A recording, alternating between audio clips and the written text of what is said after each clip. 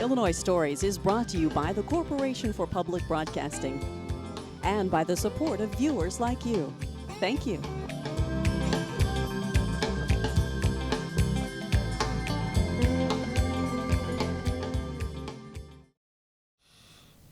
Hello, welcome to Illinois Stories. I'm Mark McDonald at the University of Illinois Champaign-Urbana at the Harding Band Building, which houses the Sousa Archives and the Center for American Music. Now, the Sousa connection to the University of Illinois is a very interesting one. He died in 1932. His collection of music and archives came to this university. And in fact, around the turn of the century, the turn of the 20th century, John Philip Sousa was arguably the most famous musician and conductor in the United States. Scott Schwartz, he drew crowds all over the country, wherever he went, and he performed like a madman, didn't he? Yes, he did. Sousa actually would play 2 concerts a day, typically, Monday through Saturday. His mother was very much determined to make sure that he did not work on Sunday. He didn't always adhere to that. He loved his work, didn't he? He did. He lived, he ate, he drank music.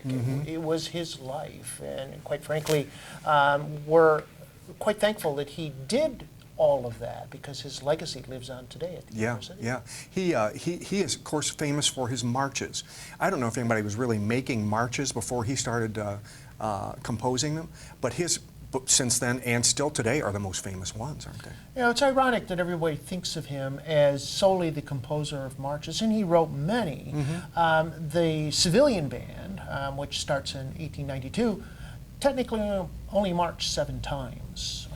It's a concert band, a wind orchestra, and his marches were really written as dance tunes. We think of them as things to be walked to down a street. Quite frankly, no. Most of Sousa's marches were meant to be played in the concert hall, to be danced, as I said. Let's dig into some of this connection now between Sousa and the fellow named Harding, who we're going to learn more about, and the U of I. And one of the first things you see when you walk in here is an exhibit of the connection here. And we see down here, we see a picture of John Philip Sousa, and the fellow on the left is this fella A. Austin Harding, right? What was going on with them? Well, Mr. Harding came here to the university as an engineering student. And all men were expected to do parade field duties. If you played a music instrument, you would participate in the regimental band. Harding was a cornetist who had directed the Paris, Illinois band, and when he came here, was an active player in that early regimental band. When Sousa comes here in 1908, after Harding has basically finished his degree and becomes band director, the first band director here at the University of Illinois. Professor Locke had been serving as that, but he also was the head of the School of Music. So in many respects, he had double duties, managing the school, directing the band. And Harding, because of the work he did as a student helping direct the band his freshman, sophomore, and junior years, eventually took on most of the responsibilities and was eventually hired.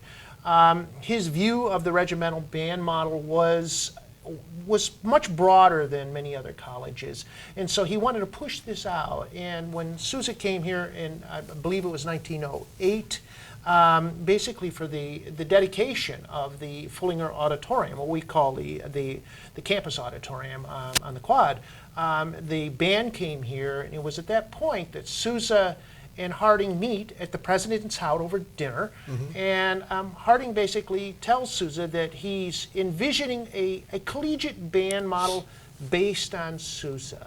And mind you, Harding's a very young guy, and Sousa's much older.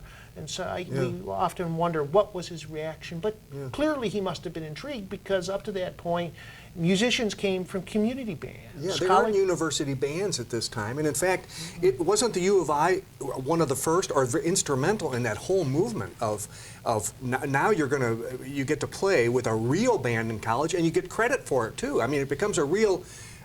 It becomes a movement, doesn't it? Well, in some respects, when we think of the school band movement, there were universities who had regimental bands. The University of Illinois is the first Big Ten and land-grant university to have a band. In terms of the school band movement, while students would get credit in college, it was the public schools that would not, and that doesn't actually happen until the 1920s. And Harding is the person who is the dean of America's school band movement, taking the band concept that he envisioned at the University of Illinois and beginning to bring that into the public schools. And the two men, when they meet in 1908, begin a conversation. And so they maintain a lifelong relationship in terms of how do we write, how do we arrange for band. You couldn't go until 1920 when Carl Fischer started producing music for bands. You had to transcribe orchestral music yourself. And so you've got these two guys. How do you arrange for band? How are you arranging this particular part? So they're really developing a whole technique. And Harding growing from what Sousa was doing, and Sousa learning from Harding. So two men really pushing a whole movement. When you come here to the Center for American Music, if we could step over this way, there are lots of things, some on exhibit, some not on exhibit. I mean, you have an extensive collection, and I asked you if you could pull out some of it for us, just to give people a taste, a sampling of the kind of things that you can find here. Now, these are, like I say, you brought these out of the archives for us. But here's a good photograph of a very young John Philip Sousa. And in fact, you've got every bit of his collection here. It's just remarkable. We have, in terms of collection, we have 75% of his total compositional output. If you want to study Sousa, you have to come here first, then you go to the Library of Congress.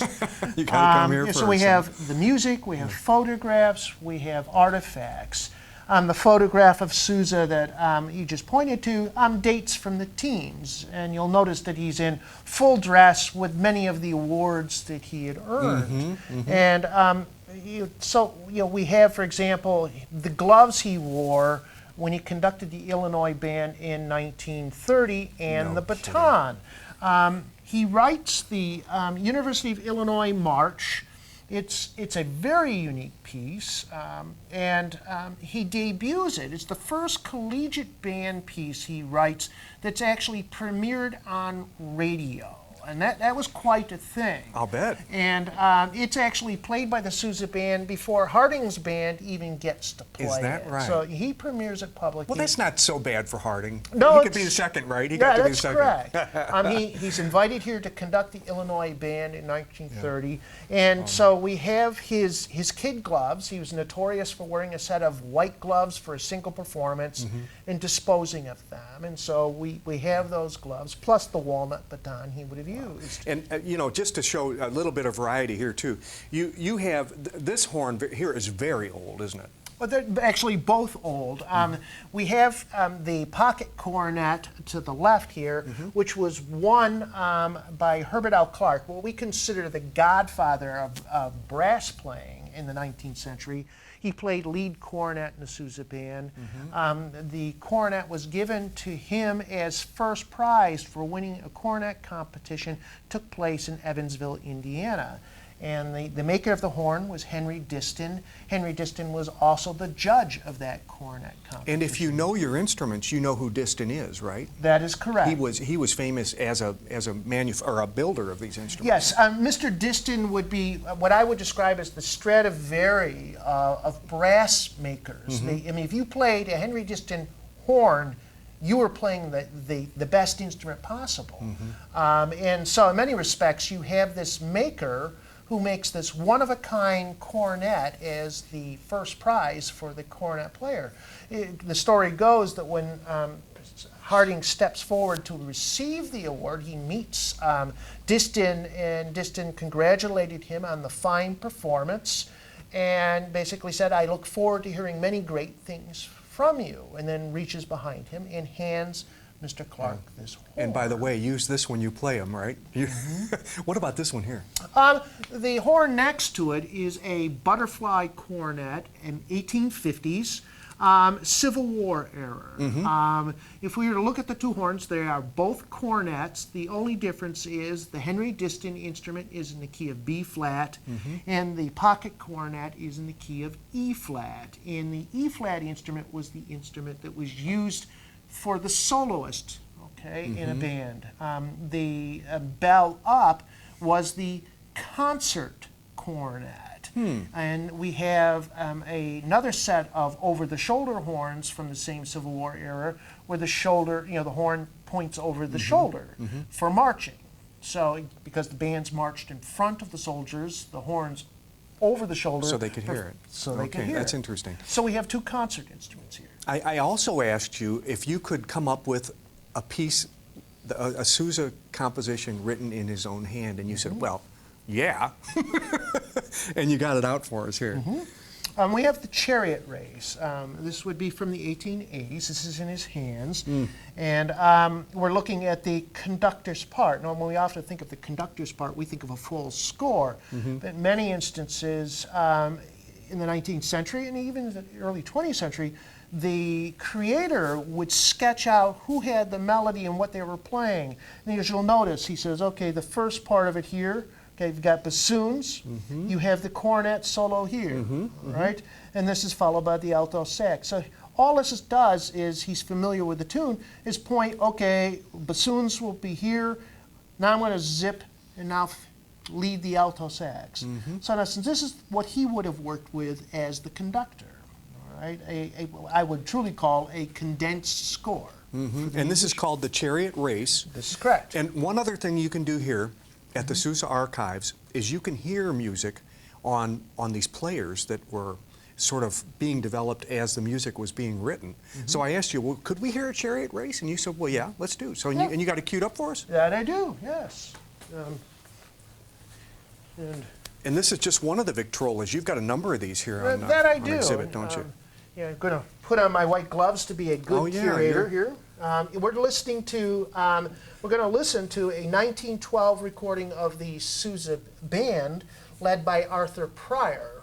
Okay, and we're going to play this on a 1920 Victor that was owned by Harding. And this would have been the... It was owned by Harding? This was owned by Harding, and this was what would have been used in music school programs. So this was the kind of... was marketed for music parlors. Is that right? Music bands. And before you do that, because this is quite loud, before you play that, let's make note of this horn here first, because I had never seen a wooden horn before. Was this an unusual piece? Or no, I mean, the wooden horn and the, basically we have over on the other side, a basically nickel-plated tin. The horns were made of many different materials. For the wooden horn here, this is quarter sawn oak, so that's how the wood is cut. The body of the players is made from plain sawn oak. Okay, just two ways to cut the material. Okay. Okay. Now we're ready to hear it. All right, let's give it a spin.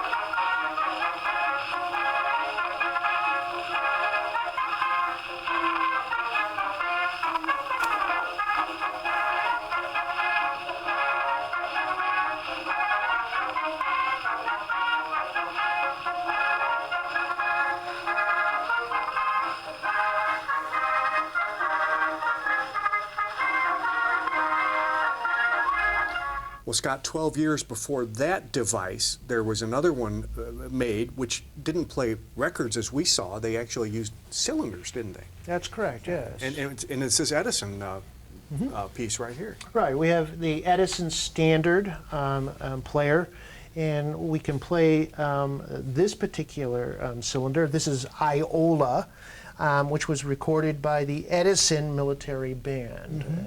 And the band was created to help produce recordings that enabled Edison Company to actually sell the product and the recordings. I think the audience can see through the lens there that these grooves are what actually make the music, and this will turn.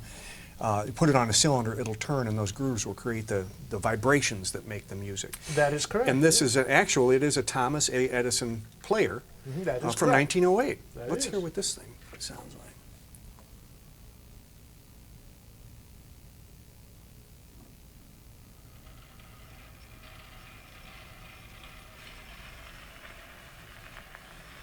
Iola, played by the Citizen Military Band.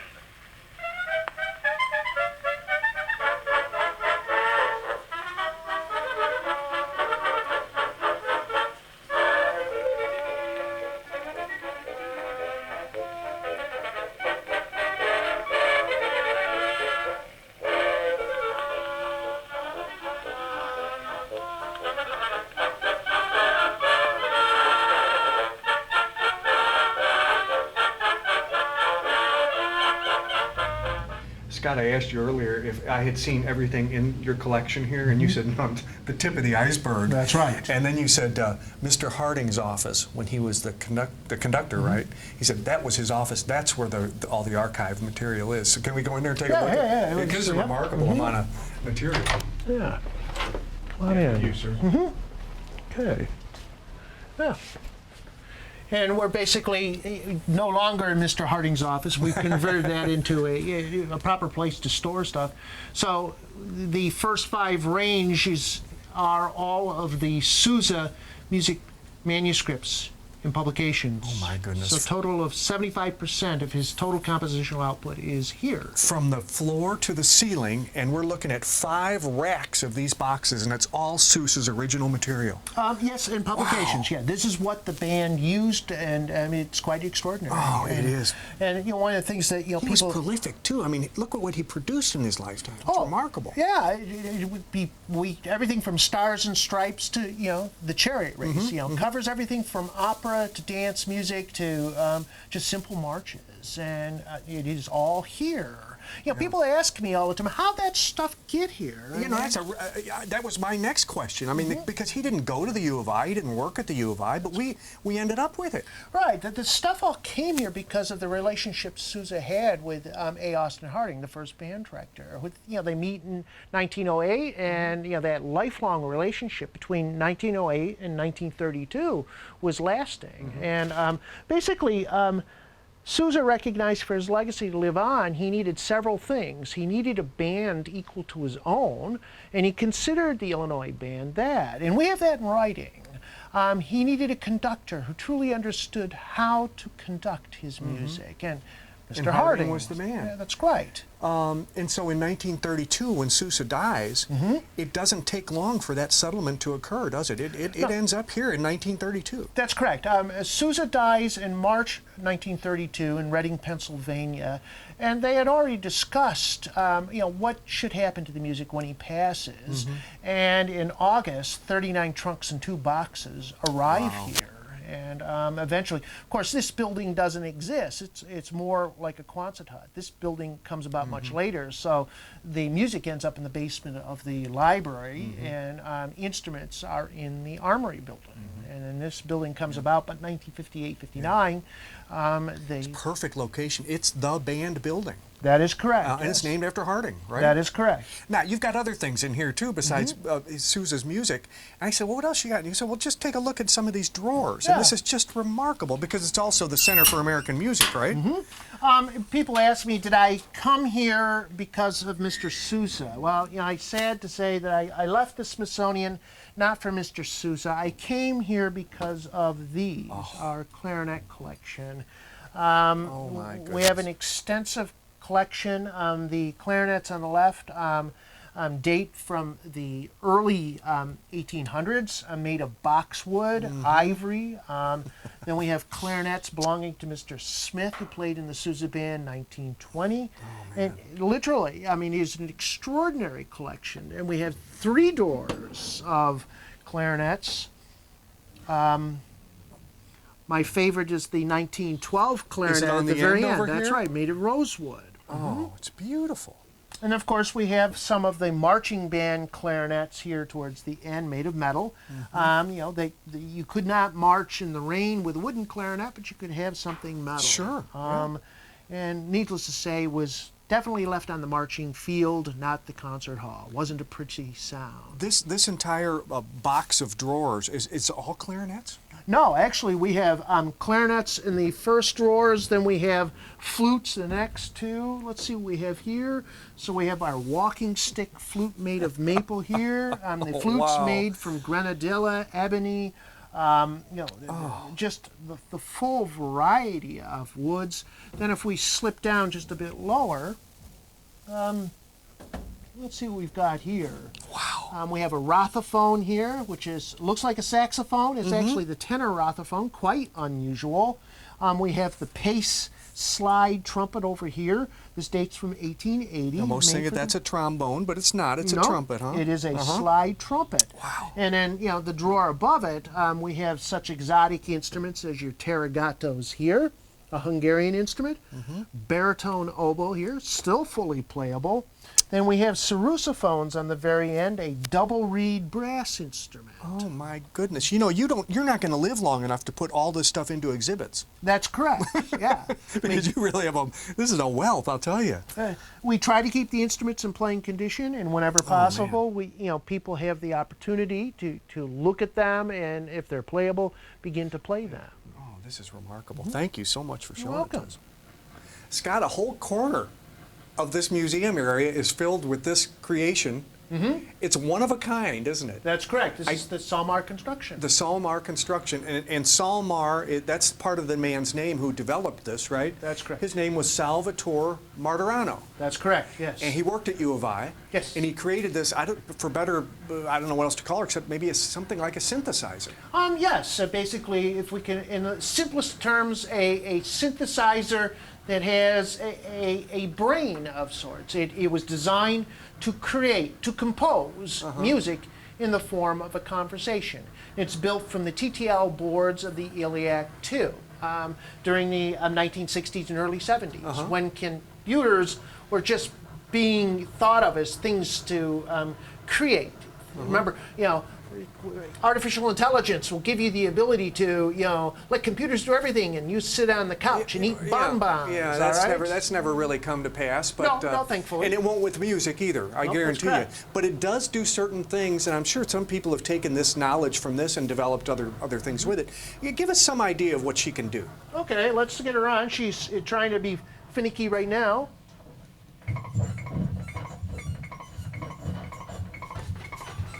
Okay, that was a percussion, and that's a never-ending cycle, that percussion, right? Right, we've got here, and we can turn the percussion off. We can slow them down.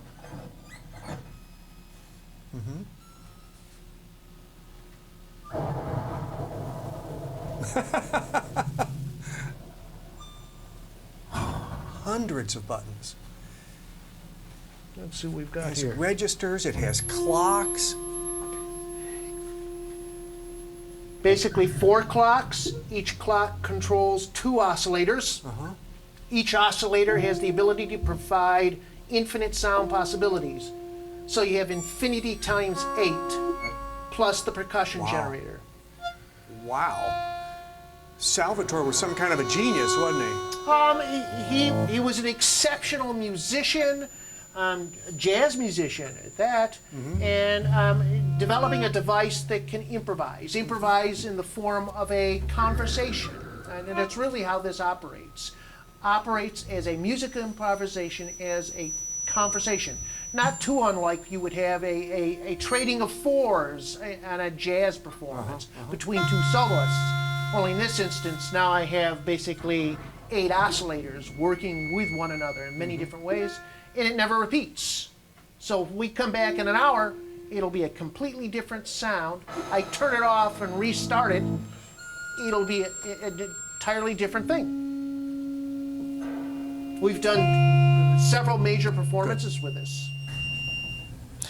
Scott, later this year, the 100th anniversary of the First World War will occur.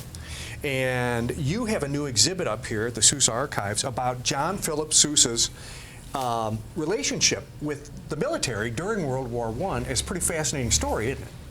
And, I mean, the exhibit, which just opened Monday, just talks about Sousa's involvement with the military, specifically the Navy, in 1917. While the war officially starts in July of 1914, America takes this pacifist attitude until 1917, when finally Wilson declares war on Germany. And it's basically, he declares war 3 weeks, basically 3 weeks after Sousa finishes his Hip Hip Hooray tour.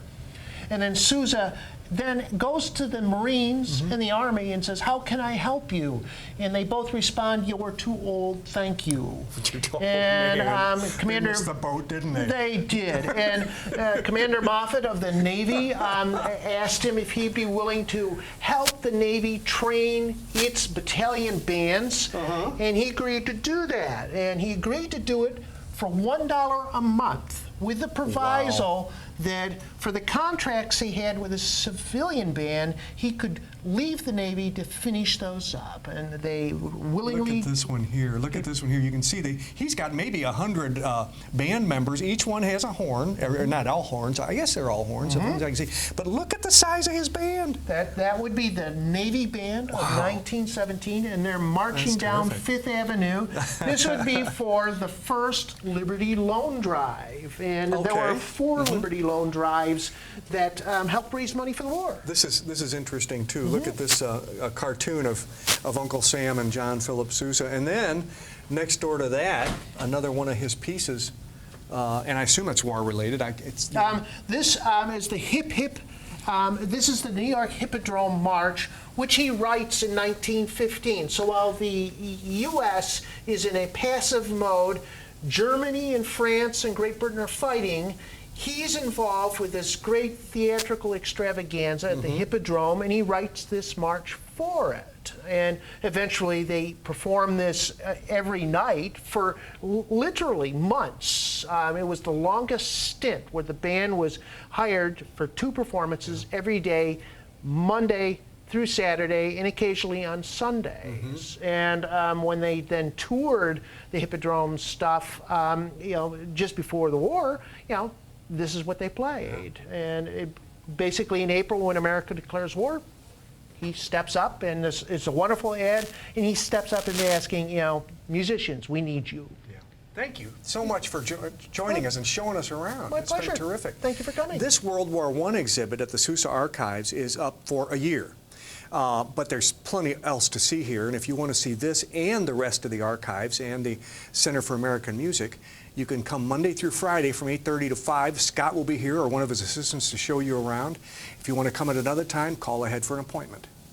With another Illinois story in Champaign-Urbana, I'm Mark McDonald. Thanks for watching.